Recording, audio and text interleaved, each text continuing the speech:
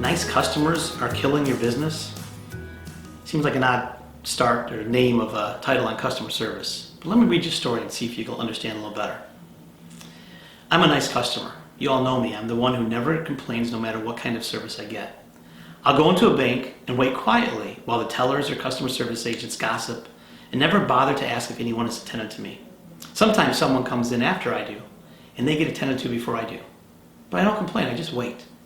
And when I go into a store to buy something, I don't throw my weight around. I try to be thoughtful of the other person. If a snooty sales lady gets upset because I look at too many things, I'm just as polite as can be. I don't believe rudeness in return is the answer. The other day I went to a restaurant and waited for almost 10 minutes before anyone came to take my orders. And when she came, no apology was made for keeping me waiting. My food was cold and there were no napkins on the table. But did I complain about the service? Of course not.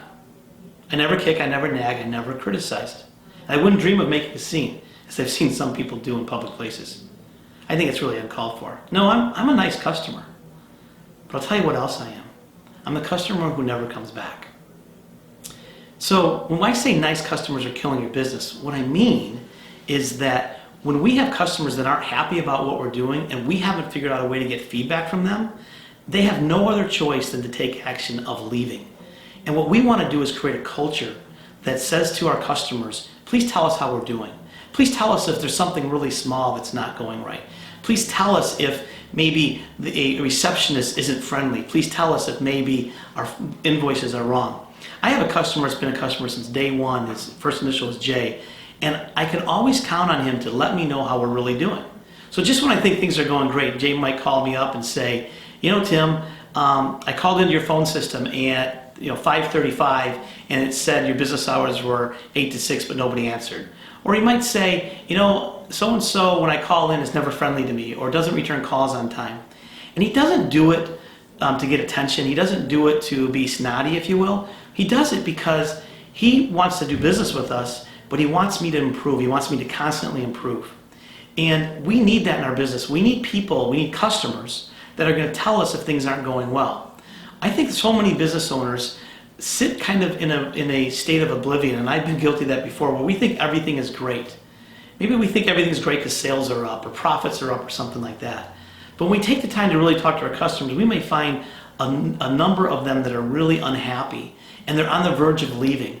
But they're not giving us feedback because we haven't created a culture that says, we'll take your feedback and we'll actually do something with that feedback to improve.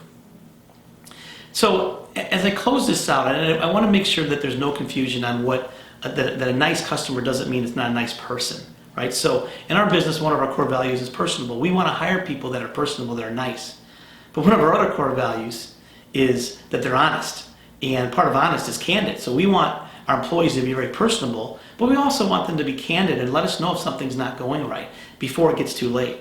Well, we want the same thing out of our customers. We want customers that are nice and we want to treat them respectfully in return, but we want them to be able to give a call to a salesperson, to a manager, to me, to a delivery person, whoever it might be, and say, this isn't going right. If you could just change this, I'd love you guys.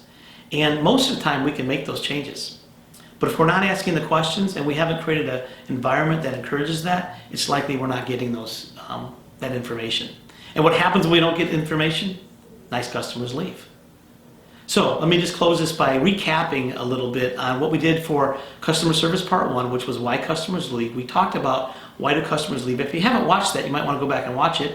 But the point of the message was most customers leave because they feel that the company they're doing business displays a sense of indifference to them, that they don't care about the business.